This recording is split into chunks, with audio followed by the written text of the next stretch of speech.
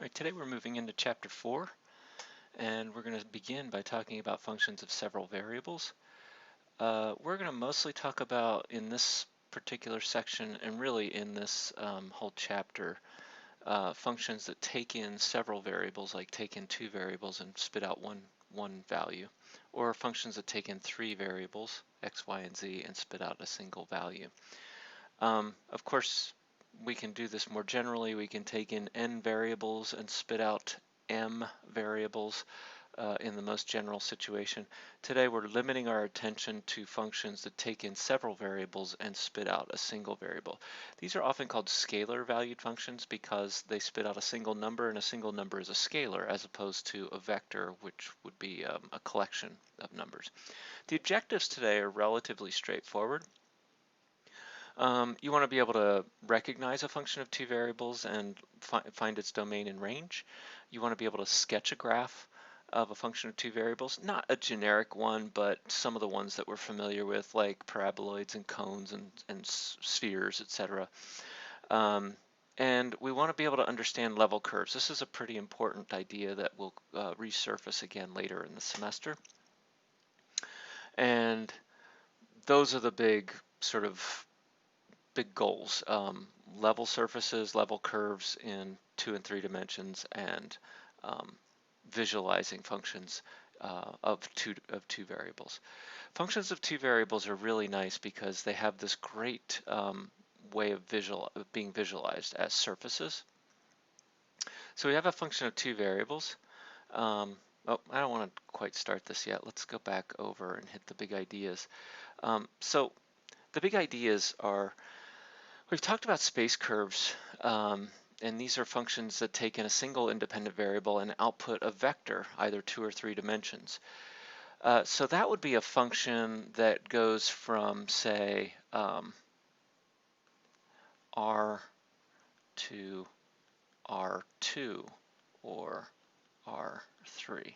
It takes things in the real numbers, t, and spits out something in the vectors R2 or R3. So here we're looking at functions that have several independent variables and output a single value. Examples of this are like temperature in the atmosphere, right? The temperature in the atmosphere depends on where I am.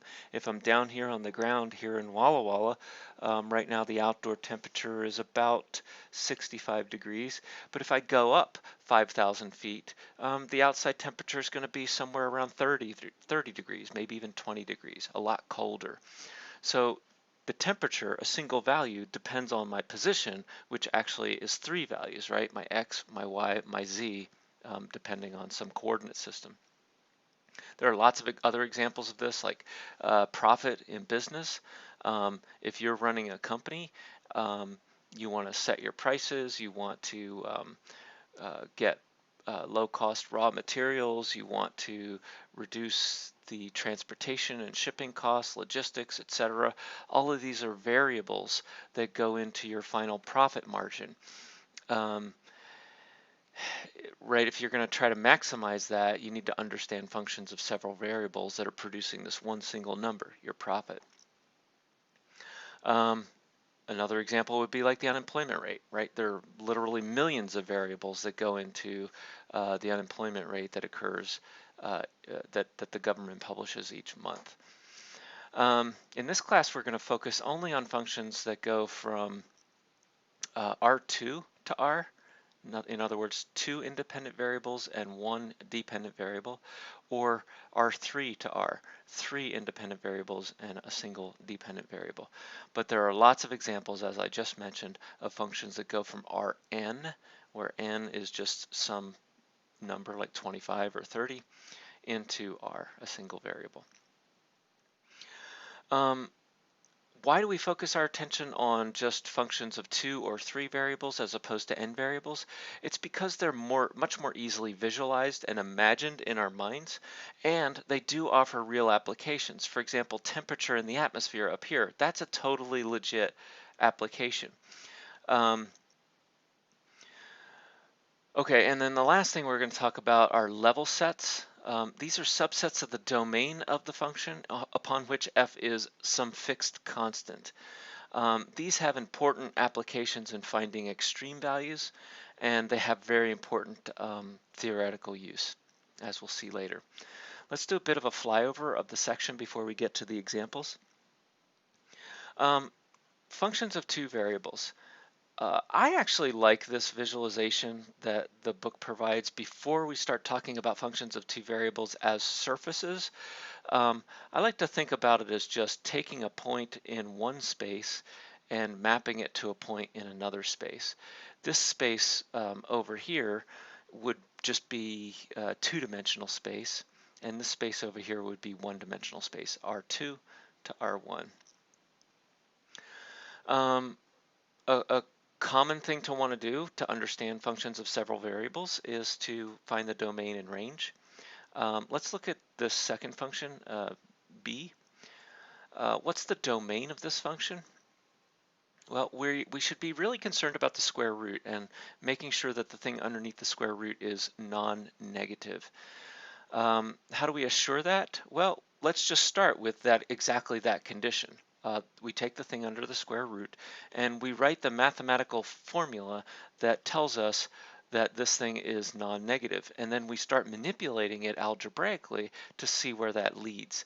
And we see that it leads to this condition, x squared plus y squared is less than or equal to 9, which looks a lot like the equation of a circle. It looks a lot like the equation of a circle of radius 3, but there's a less than or equal to sign here instead of an equal sign.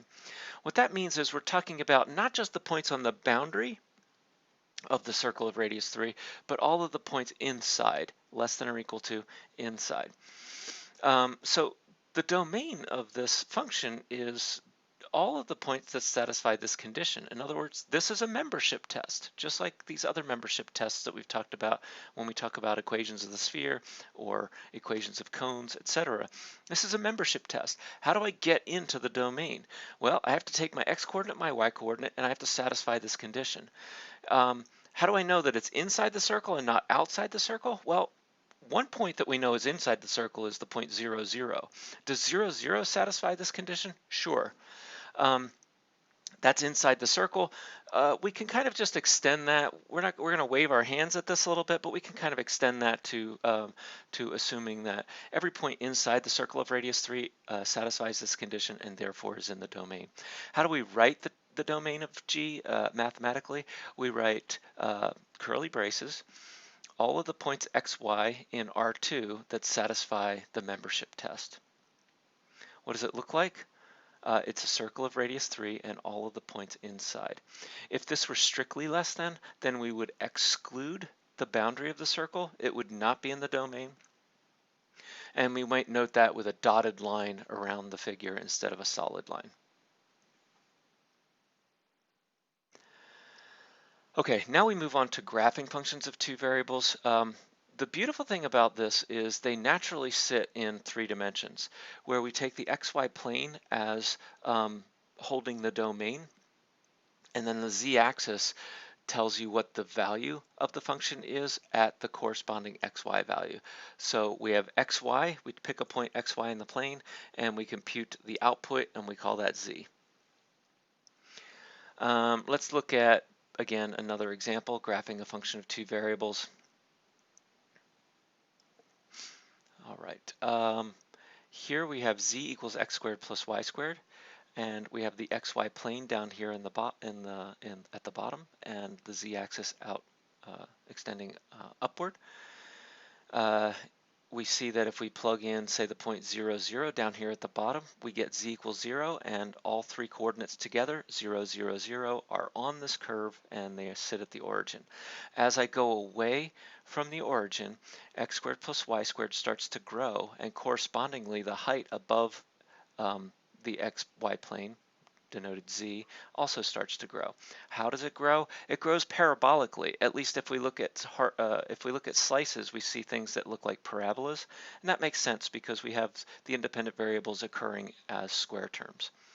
So all functions of two variables can be plotted in this nice way, can be visualized as surfaces, and we'll be using that idea extensively as we go through the remainder of the semester. Okay, level curves. So an interesting way to think about surfaces is in the context of level curves. And what is a level curve? You pick a value, pick a z value that's in the range of the function that you're interested in. And you look at all of the xy values that give you that particular fixed value. A classic example of this, a classic application of this, is the topographical maps that you might find on Google or at the US Geological Survey or other geographic resources. These topographical maps help hikers and engineers and other folks understand the undulations of terrain. And how do they do that? Well, the first thing to know is that the height of terrain above sea level is in fact one of these functions of two variables.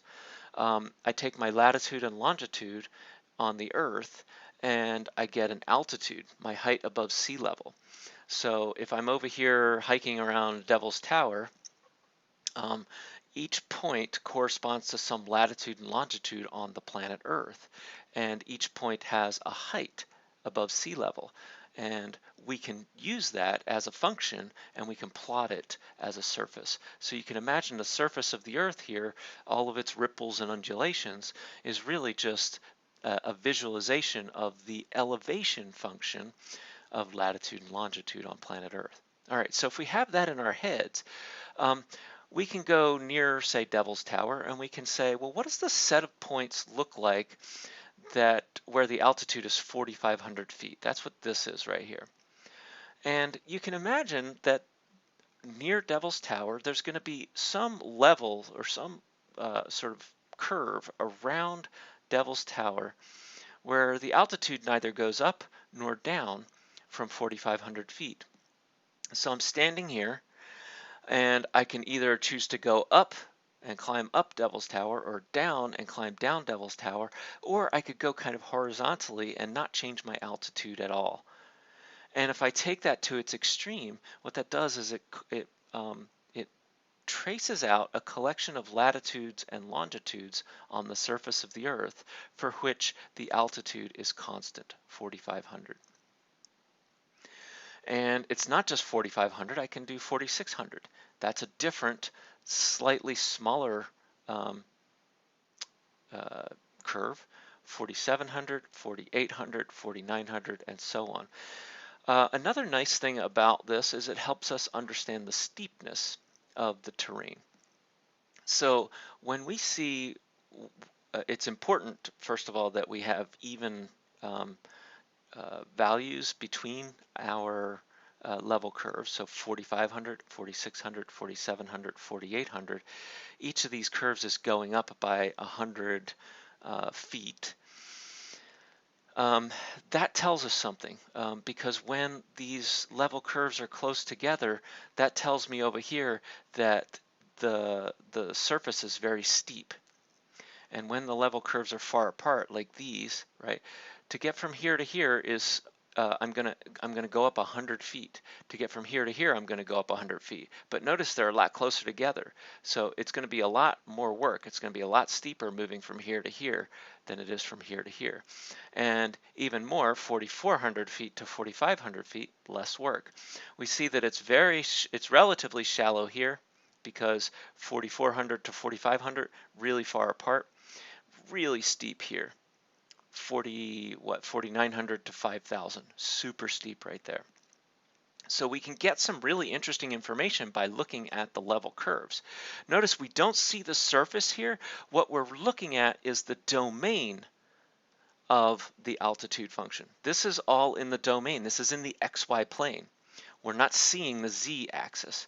So all of these level curves and level curves in general live in the domains of functions of several variables. They don't live on the surface, right? There's not a level curve up here.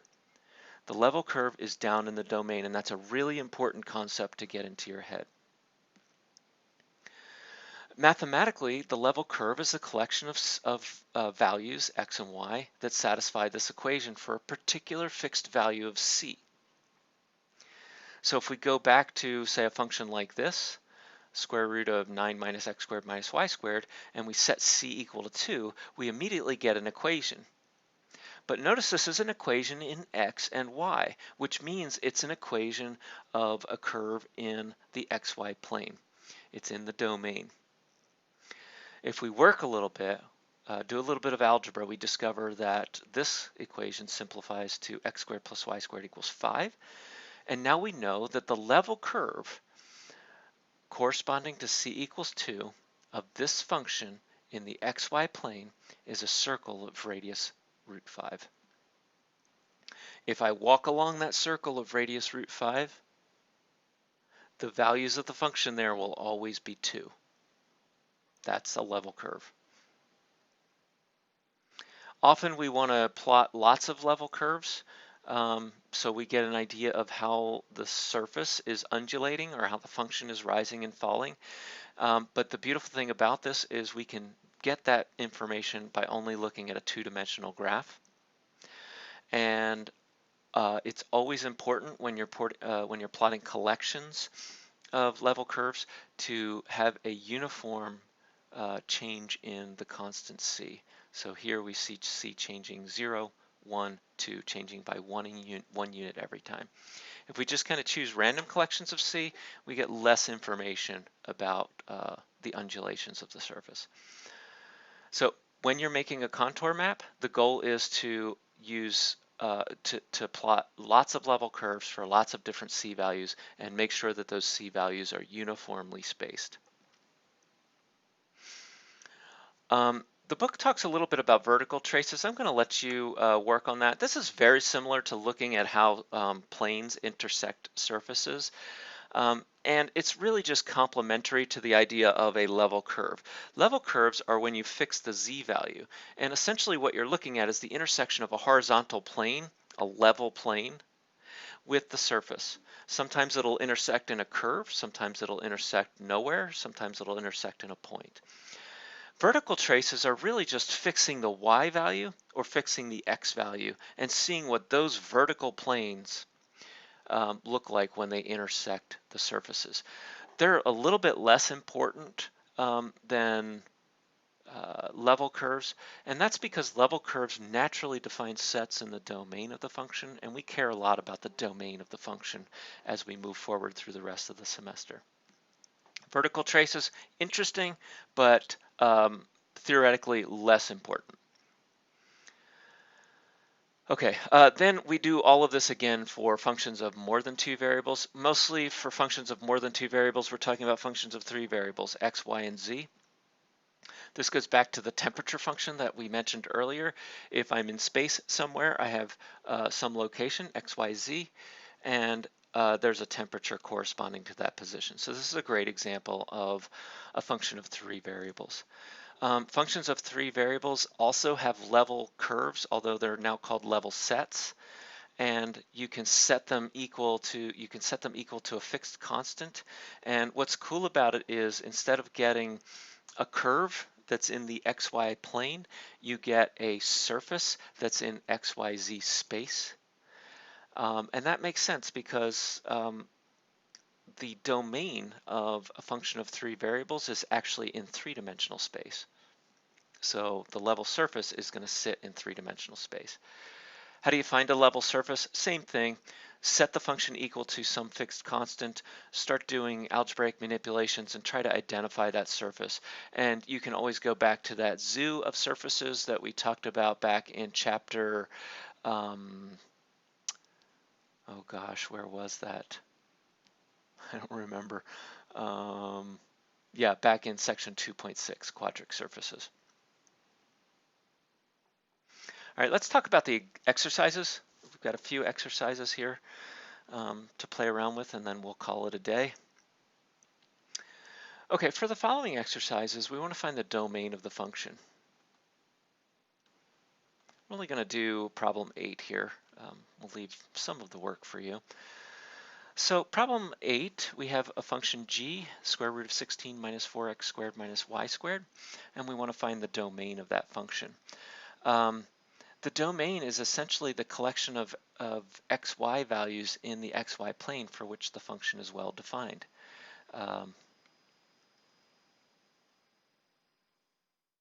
So let's get ourselves an XY plane, and we're interested in this being well defined. Well, it's going to be well defined if what's underneath the square root is non-negative. So let's start with a statement of that condition.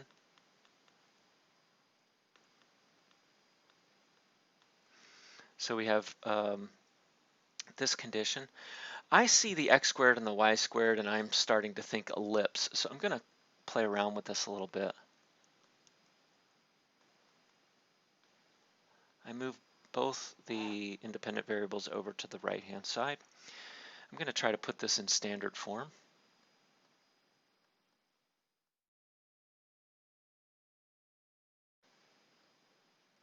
And doing so gives me this inequality.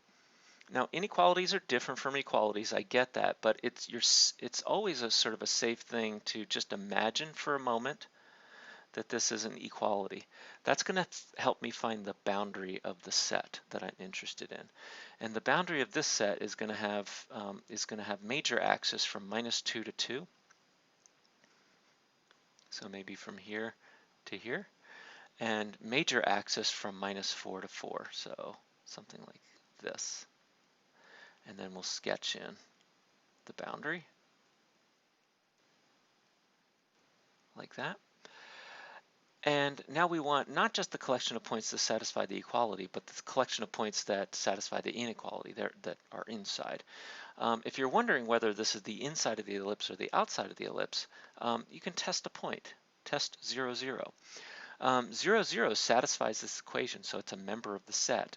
And that tells us that, in fact, everything inside the ellipse will be in the domain. So the domain of this function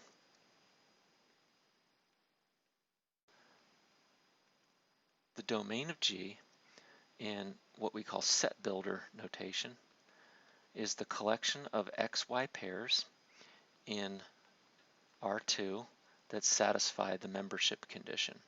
And we'll use our slightly more informative x squared over 2 squared plus y squared over 4 squared membership test. The problem doesn't ask for it, but what's the range of this function? What are the possible z values that could emerge from this?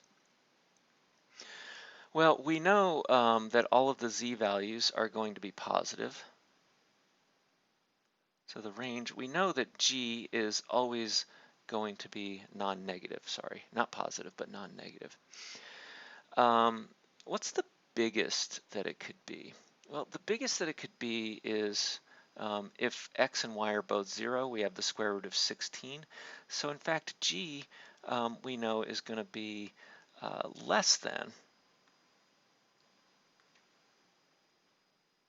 G is going to be less than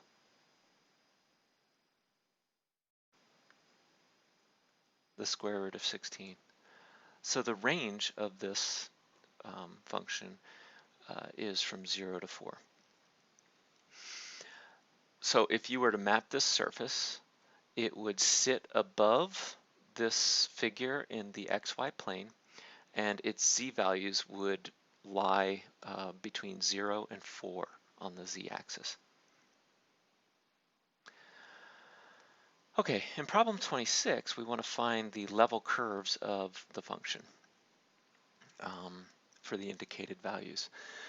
So here we're trying to find the level curves of the function h at the values c equals -1, 0, and 1. Let's do each in turn. And remember that level curves, where do these level curves live? They live in the domain of h, and the domain of h sits in the xy plane.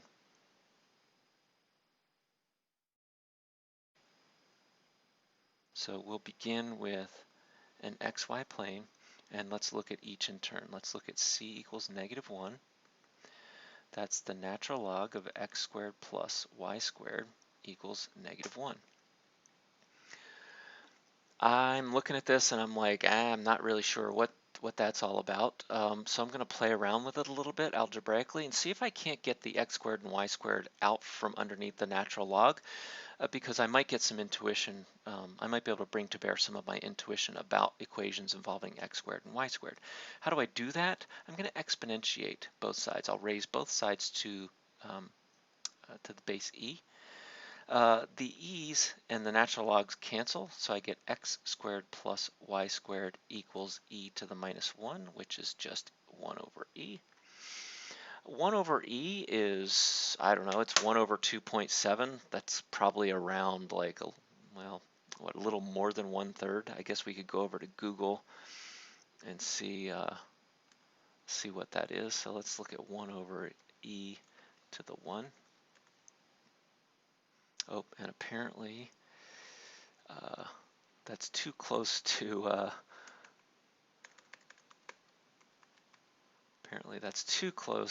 an actual web address. So we're going to go to Wolfram Alpha and ask Wolfram Alpha directly as opposed to having Google search.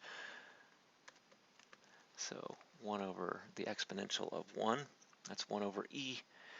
As a decimal, that's around 0.37. 0.37.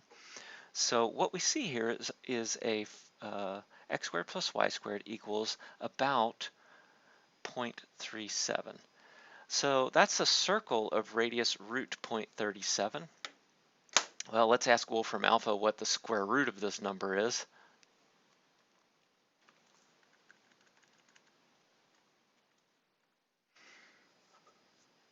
It's about 0.61. All right, so what we're seeing here is a function of, is a set of points, maybe right about here, here, here, here, a circle of radius 0.61. So that's the level curve for c equals -1. All right, let's do c equals 0. Same thing, natural log of x squared plus y squared equals 0. Get myself a little more space here. And again, same trick, we're going to raise both sides base e, like that. X squared plus y squared equals e to the 0, which we know is 1. And this is the circle of radius 1. Let's give it a different color. We know it's going to be hitting these points out here, and we'll sketch that circle in. My circle sketching skills, at least on this tablet, are less than inspiring. All right, there's another one, and then finally let's do c equals 1. Same thing, natural log of x squared plus y squared equals 1. E, so we get x squared plus y squared equals e, which is approximately 2.7. And we're getting a circle of radius root e. Let's go back to Wolfram Alpha and ask Wolfram Alpha what that is. Square root of e to the 1 is 1.65, so we'll go out 1.65 units in each direction. Let's make this circle red. 1.65 is maybe out here, here, here, and here.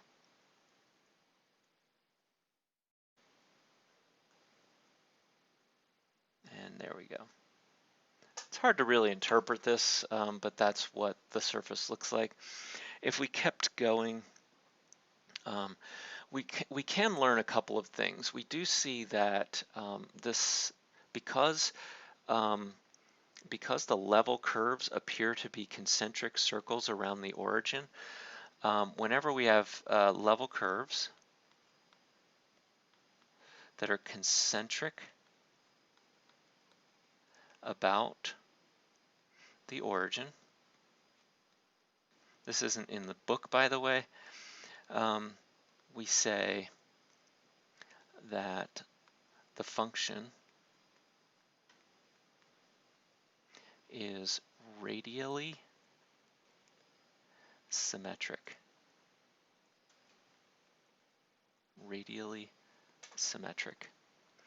And that's because it looks the same along rays out of the origin. Okay, here you're asked to find the domain of some functions of some different functions. I'm not sure why. Oh, I see. So here the context is Yes, I do know why I chose this now. Here, the context is three-dimensional functions that take three variables. So there's a hidden or a lurking z here. So the context in this set of problems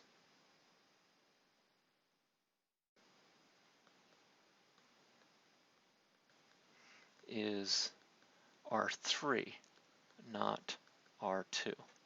And context matters when you're trying to define domains. So we look at this, we see the cosine of the square root of x squared plus y squared.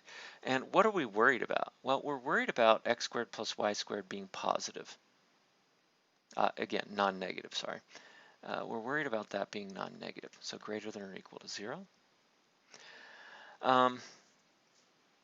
What does that look like? No problem, right? Every point satisfies that. All points x, y, and z, remember the context,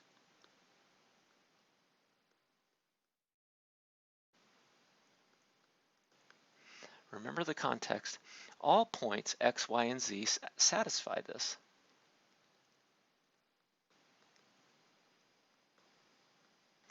Okay, so that's cool. So the square root's okay. What about the cosine? Is the cosine okay? Well, what's the domain of just regular old cosine? Well, I can shove anything I want into cosine. Cosine is defined for all real numbers. The square root of x squared plus y squared is a real number. So the cosine's putting no additional limitations on the domain. So the domain here of this function f is all of R3. All of R3. What's the range of f? Again, not requested in the problem, but I think useful to think about. What's the range? All right, well, really what we're looking at, ultimately, we're doing x squared plus y squared, great. We're taking the square root, fine, get a real number. But then we're taking the cosine. So the range of this function ultimately boils down to the range of cosine. What's the range of cosine? Well, nominally, it's between -1 and 1, cosine of, say, w.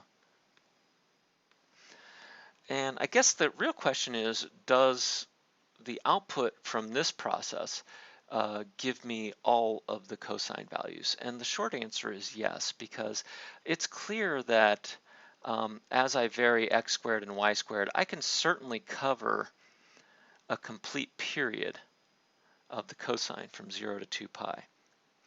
And this is going to get me from 1 down to -1 and all the way back up to 1. In fact, we don't even really need to cover 0 to 2 pi. We can go from 0 to pi.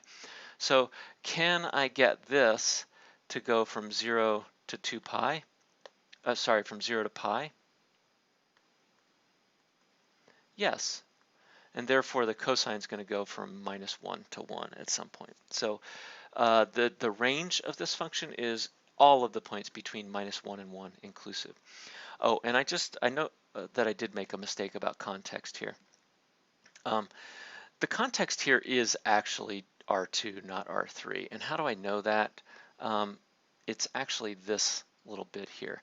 If the context were supposed to be R3, then this would be f of x, y, and z. So the problem that I solved here is not problem 38, but rather some 38 prime, where it's f of x, y, and z equals that. So it's okay to have the z variable here. In fact, that's a strong signal that the context is R3, and not have it over here on the right-hand side. That will happen at least a couple of times in the remainder of the semester. So technically, the answer to problem 38 is R2, not R3, and that's because I was looking at this and thinking, in fact, I was kind of distracted by this collection of problems right here where the context is R3. So apologies for that. The range, no problem. The range is -1 to 1. All right, sketch the following by finding level curves and verify the graph using technology. So let's do that. All right, so we want to find a contour map. And how do we find a contour map? A contour plot is basically plotting a collection of level curves for evenly spaced C values. Evenly spaced C values. What's the context here? The context is R2. So we've got a function that goes from R2 to R. So all of our contours are going to sit in the XY plane. Remember, level curves are in the domain. So let me quickly sketch an XY plane. And let's just start looking at this. I think before we start talking about specific C values, it's important to understand the range. Why is it important? Well, if I take a C value that's not in the range of the function, what does the level curve or level set look like? Well, when I try to solve f of xy equals c, and c is not in the range of f,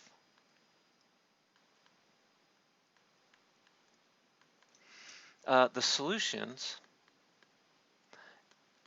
is just the empty set.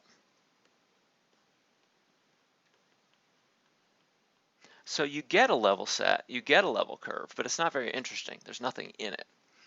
So if we're going to sort of visualize this surface by plotting a bunch of evenly spaced C values, we should choose C values that actually have interesting level curves, not empty level curves. So let's focus on this thing here and talk about the range. So we have a 1 sitting there. Okay, so great.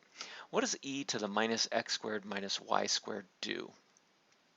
Well, when you're at the origin, and again, I see that x squared and y squared, and I'm immediately thinking about circles, right? Because this is secretly just 1 plus e to the minus x squared plus y squared.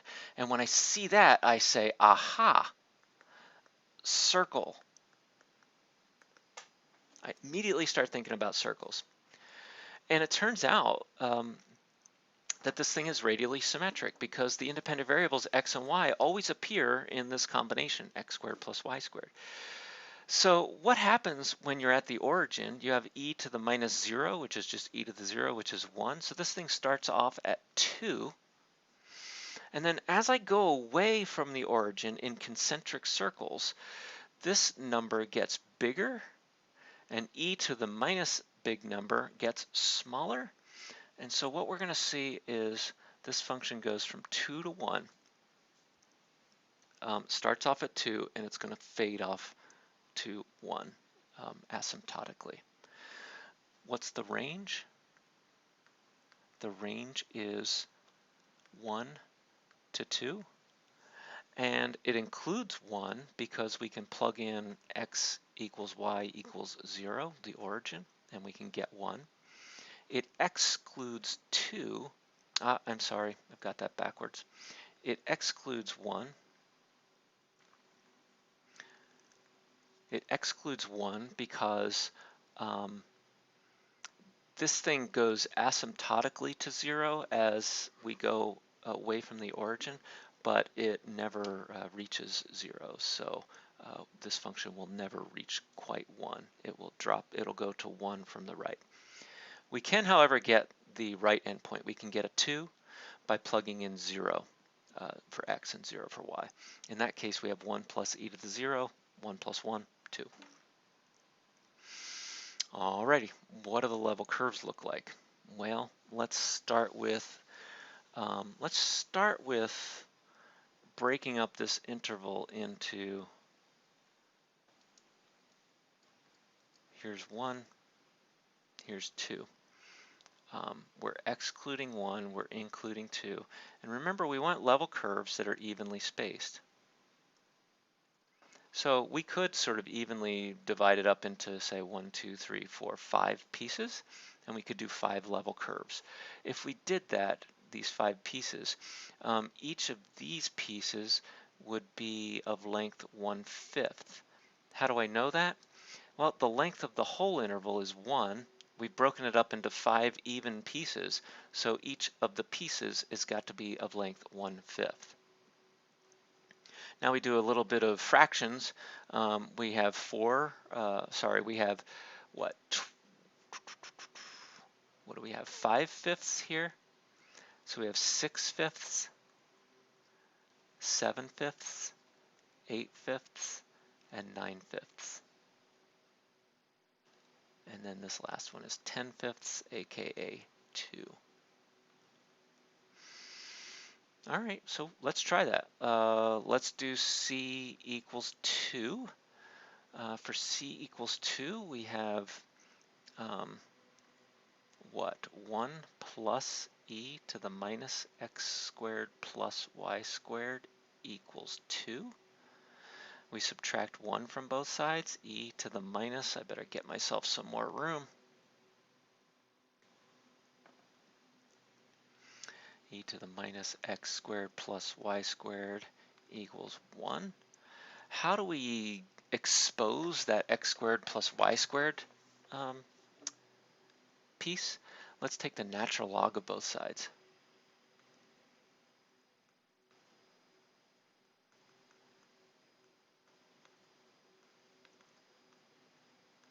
So the natural log of the left, natural log of the right. The natural log and the e cancel, minus x squared plus y squared. Natural log of 1, remember? Yep, 0. So we get x squared plus y squared equals 0. There's only one solution to this. The level curve is a single point, 0, 0.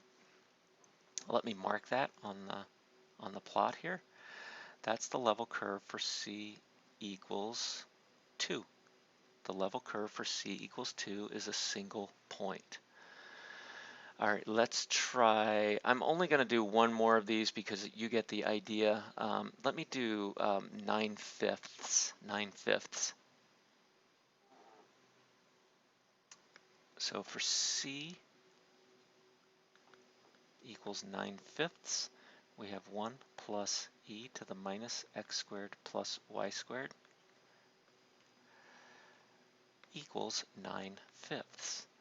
Again, subtract 1 from both sides. E to the minus x squared plus y squared equals, remember 1 is secretly 5/5. We subtract 5/5 from both sides. We get a 4/5 on the right hand side. Not 4/4, 4/5.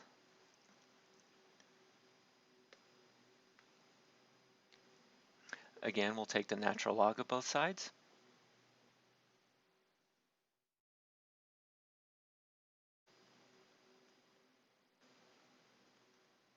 Natural log of 4/5. So we have x squared plus y squared equals minus the natural log of 4/5.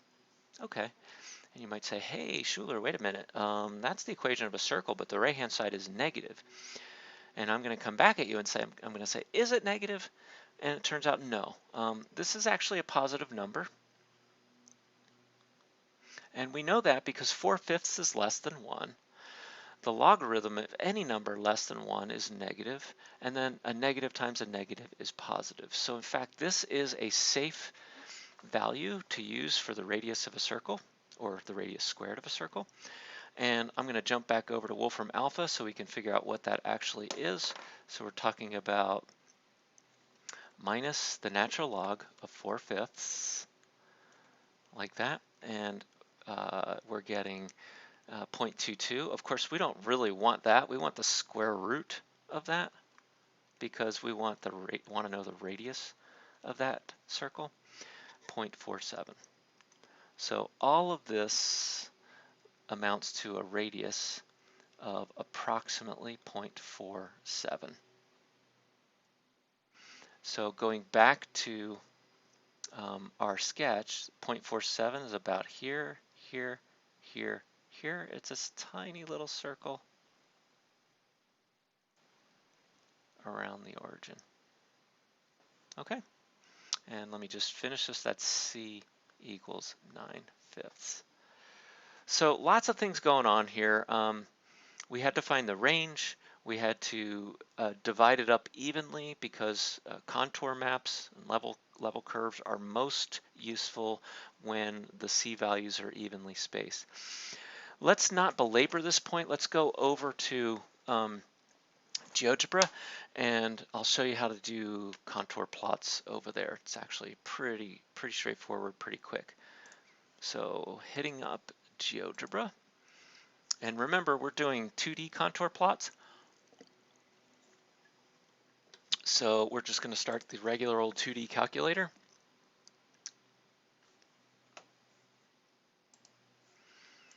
And let's look at that first one. What was that?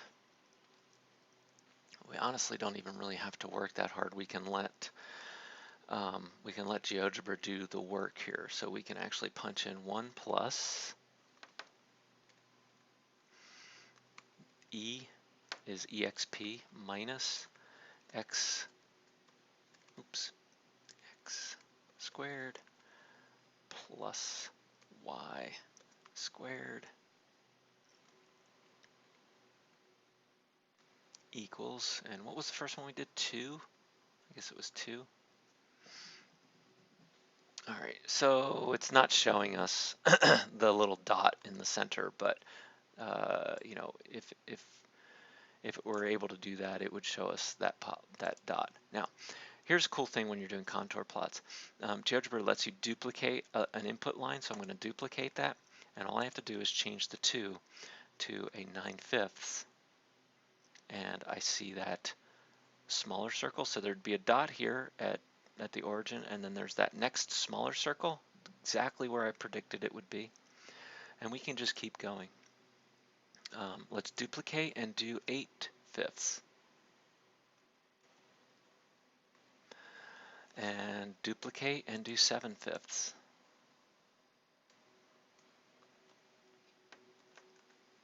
And duplicate and do 6/5.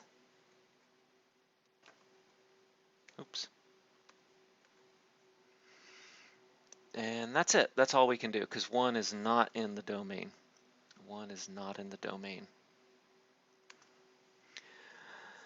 All right, well, what can we learn from this sequence of evenly spaced circles? It's kind of hard to judge here, but what we're seeing is sort of widely spaced contours here, and then perhaps increasingly spaced contours here. Let's violate our rule of thumb here, and instead of just sticking with 6/5, let's do something that's close to 1. Let's do like 1.1.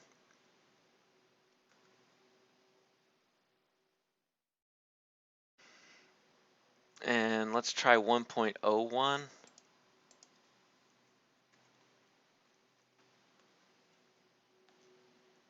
And maybe 1.001.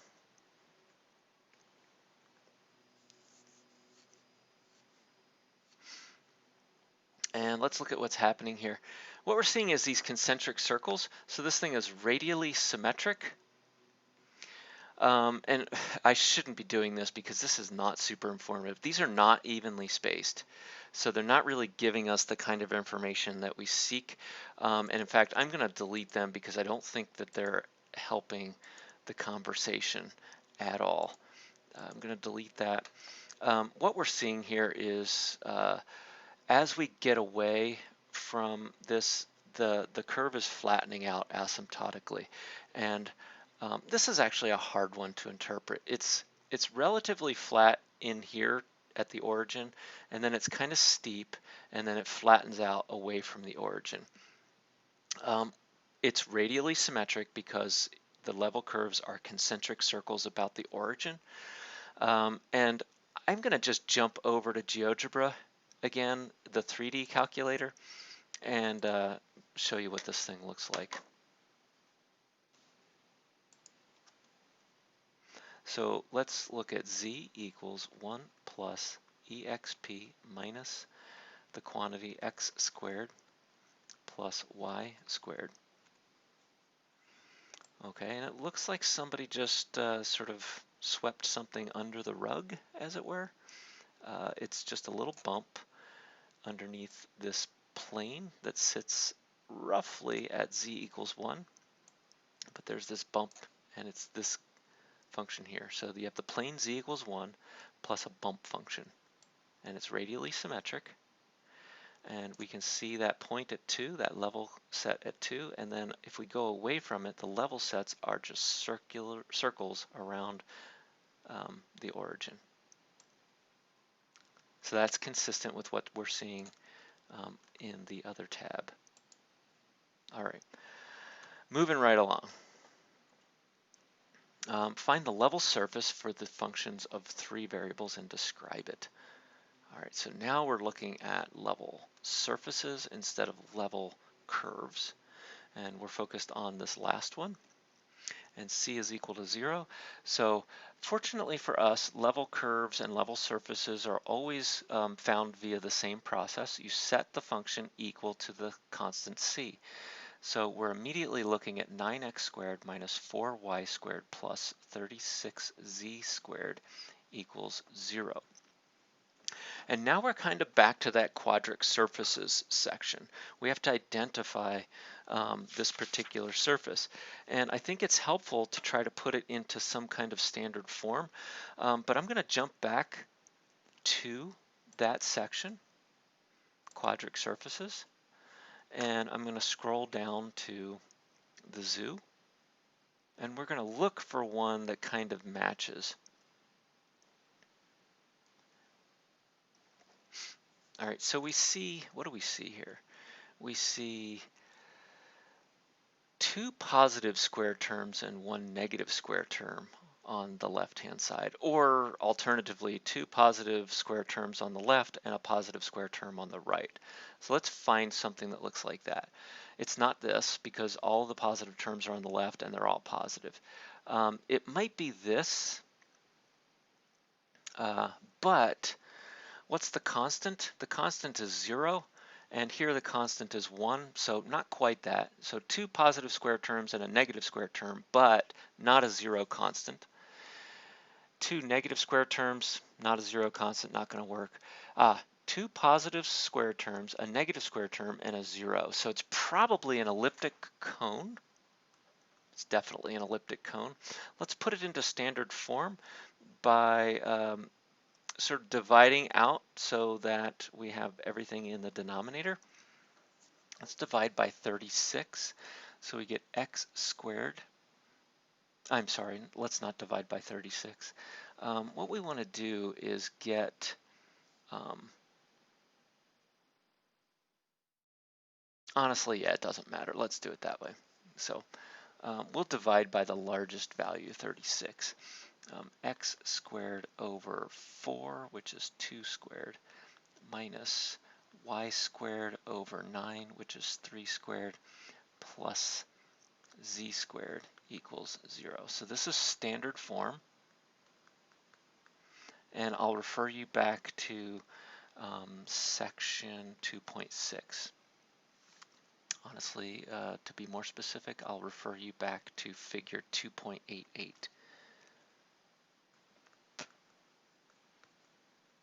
Like that.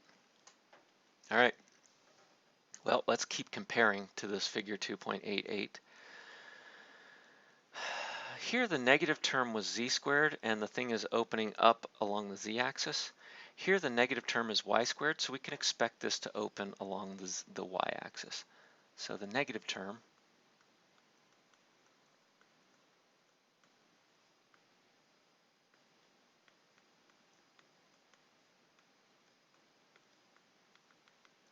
and I tell you what, I don't think I can pull off the art necessary to sketch this thing in the usual orientation. So I'm gonna say X is here, I'm gonna say Y is up here, and then by the right-hand rule, the positive Z is out in this direction.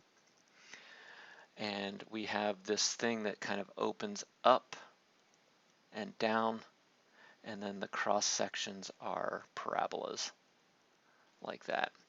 That's as good as it's going to get for me, and I cannot even imagine trying to draw that horizontally in our normal orientation. So it's something that looks like that. We can jump over to GeoGebra real quick and plot this thing as well. So let me get rid of that, and let's put this equation in there.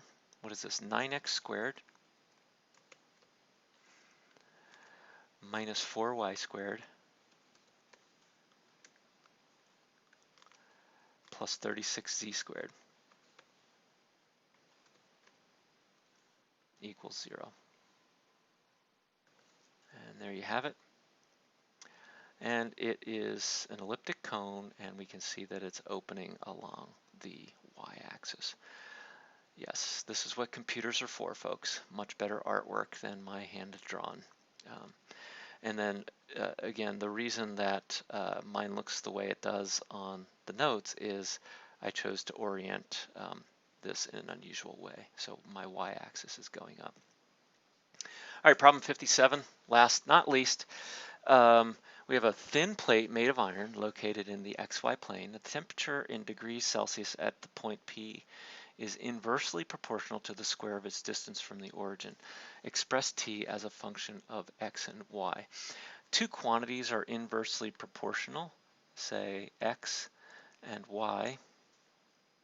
So I'm just reminding you of something that you may have learned and forgotten a while ago. X and Y are inversely proportional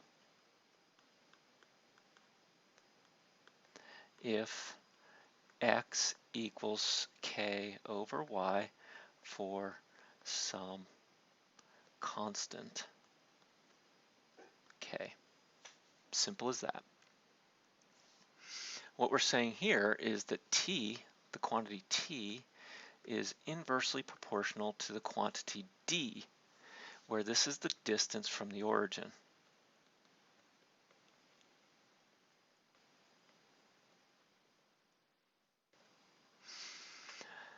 Okay, well, what is the distance from the origin for a generic point, P of x, y?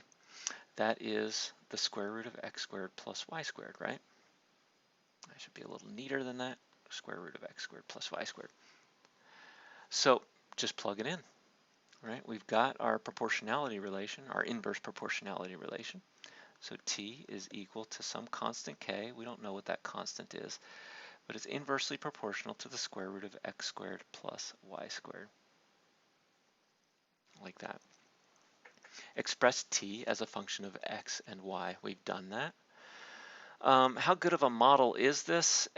I'm not excited about this model because the temperature is infinite at the origin, which is probably not a thing. But it's probably an okay model as you go away from the origin. So what would this thing look like as a surface? You know, if we were trying to plot this, understand this temperature function. Let's delete that. Let's go back to the regular orientation. And let's just punch in z equals, pick k, let's make it 1, divided by the square root of x squared plus y squared. And there's the temperature function.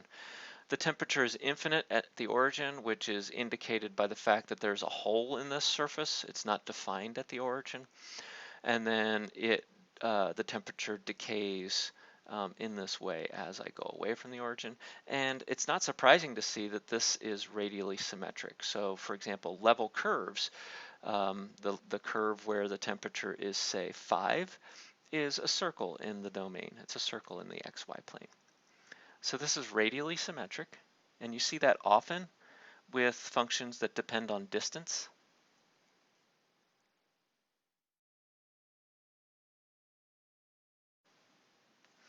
It's not continuous. It's not defined at the origin. I guess it's continuous on its domain. What's its domain? The domain of T is the set of points x and y in R2 such that x is not equal to 0 and y is not equal to 0, both of those things. What's the range of this function? You can kind of see it by looking at the plot. It's going to be almost 0 up to infinity. Can we ever actually attain the value 0? No. This is sort of asymptotically going to 0 as we go away from the origin, but it never actually reaches 0. So the range of T is the set 0 to infinity. And we do not include 0. All right, that's it for our introduction to functions of several variables. Play around with that. Feel free to use GeoGebra.